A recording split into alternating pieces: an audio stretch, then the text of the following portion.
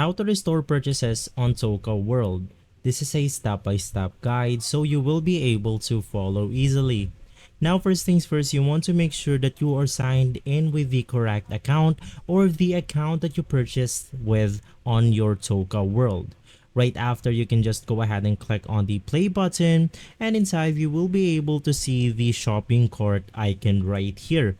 Unfortunately, that specific button is not yet available on my application, but inside the application you can just go ahead and scroll down, and from there you can then go ahead and see the restore purchases button. Now if you cannot go ahead and see that button, it means that you are logged in with the wrong account. You can just go ahead and change the account, and hopefully the button will appear on your screen.